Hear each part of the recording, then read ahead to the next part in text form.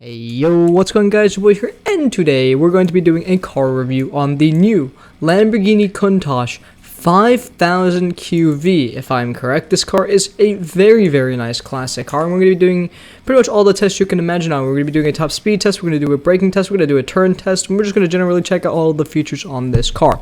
Now, before we get into that and everything about the car, I'll let you guys know a few things. First thing off, I have a Roblox group with Roblox merch. If you guys are interested in joining the Roblox group, if you guys want to join my Discord, the link is in the description below. If you guys want to, follow some of my socials, those links are in the description below as well. Also, my name is Heyo, I do car reviews, car things, all that car stuff. If you guys do like this video, hit that like button, subscribe, and hit that bell for notification every time I upload a new video. But yeah, make sure to join that Discord group if you want to suggest car reviews just like this, car builds if you want to, or any other video ideas, because I have a channel for that and pretty much everything about it. So if you guys want to see any of those videos or see any video, tell me in my Discord or leave in the comments below, preferably my Discord because I like it that way because I can see it easier. But yeah, why don't we get into the Lamborghini Countach review? So let's go over here to the dealership where we could check out the price of this car. Now I just gotta go walk forward a little bit. Okay, so we're gonna go to the classic car section where we will see the Lamborghini Countach 5000 QV right up here at the very top for almost $900,000. Very expensive if you ask me. But this car is interesting to say the least. We're gonna be go check that out. So if you guys real quick want to see any of these cars get reviewed, like, I don't know, the Ferrari Testarossa or the Giulia Sprint GTA, then, you know, tell me in the comments below or in my Discord that you want to see it, and I'll review it, because I'll do all the new cars sometime soon. But yeah, first of all, I'm going to look at the car. So the car looks pretty nice if you ask me. It has, I mean, okay, here's the thing. The car itself in real life is a very nice car. In game, something about this car doesn't look right, you know, it just kind of looks interesting. But yeah, I mean, they did put some details in the back. I do like the back a lot. It does look very nice. But I mean, something about this car reminds me of a Lego. I wonder what. But yeah, why don't we get into the driver's seat and listen to the startup of this car and then check out some of the features of it.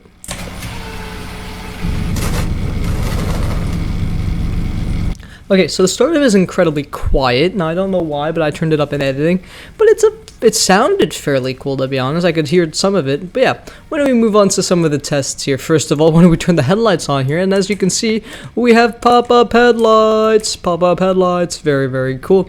Then we have the rear headlight right there. If you guys want to see the blinkers on the outer edges there. And right there. No mirror blinkers on this car, unfortunately. What about the horn, though?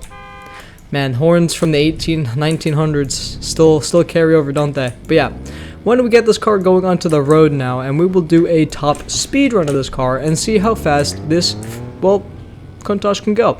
Now, I have this car fully upgraded, alright, fully upgraded with gearing, with, you know, all of the other stuff, and we're gonna be doing the top speed test with the upgrades. Now, I'll tell you guys all the speeds of the non-upgraded version, of the upgraded but no gearing version, and all that when we get back to the dealership. But yeah, why don't we get this car going into its top speed test? So let's get this car put back. We don't have traction control or anything. I'm gonna keep it in an automatic, because it actually shifts fairly well.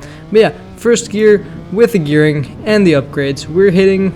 Well, we did hit around 100, and we're still climbing, and we actually climb very fast in this car. This car goes really quick. Now, it doesn't have 6 gears, it's a 5-speed, but trust me, this 5-speed is really good. Now, some of the hypercars in this game, gotta watch out. I mean, they got a new contender, which is, I'm pretty sure, slightly cheaper than some of the other cars that go around 260. I'm pretty sure the Chiron goes somewhere around here, and the Chiron's like, what, 3 million? This car, almost like, what, a fourth of that. And I mean, this car hit 262 before I smacked that barrier with a little bit left to go. I left that little bit, so if there's a longer road that you go on, or in general that, you know, you just want the extra little bit, it's there. If you want, you can, make the gear just a little shorter, and you would get a little bit more acceleration out of it. You'd probably hit 263 at most. Now, I forgot to do the brake test, so we're gonna keep going, and hopefully I can hit 260 again. I'll do the brake test from 260. We're approaching the brake zone now. Okay. Braking is a little long. Okay. To admit, I messed that one up a little bit. I did forget the brake test, like the last video. But I mean, for a car going 260, it did brake, and it did stop the car. what we're going to do now is we're going to do a turn test, and then we're going to go to the dealership, and we're going to do the, what's it called? We're going to do the upgrades and all that. So, braking, still a very long, going 200, but still manageable. First turn, the car slid out just a little bit here, hitting the gas, trying to get the car to have a little bit of power with the turn. This car does slide. I don't want to tell you it doesn't, okay? It does. This car is literally like a drift king. I don't even have drift tires on this thing, and I can slide it for miles, okay? But yeah, if you gear it just right, you could slide the entire way through. Like, it's actually crazy. But I mean, this car is also drivable. If you know like how to brake and turn, you know, do like a casual turn like this, your car isn't gonna slide. Now, if you're gonna hit the gas, might as well figure out how to drift as well, because this car is going to slide a lot when you try to hit the gas. But yeah.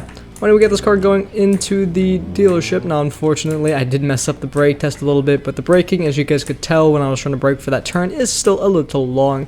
And when I was driving it beforehand, it was slightly longer. Now, the turning, it's slidey when you hit the gas, and not slidey when you don't hit the gas. And so, don't hit the gas in a turn, or you're going to die. So why don't we go over the upgrades really quickly for the upgraded version. So we have stage 3 engine, stage 3 turbocharging, we have race brakes, race rate reduction, we have grip tires, race transmission, we have suspension changes just to make the car a little bit lower, no drivetrain, no differential, no steering, but the gearing change is obviously 2.7. Now you could make this just a little bit shorter at about 2.75, 2.8 if you want to, hit 5th gear and then max the car out a little bit.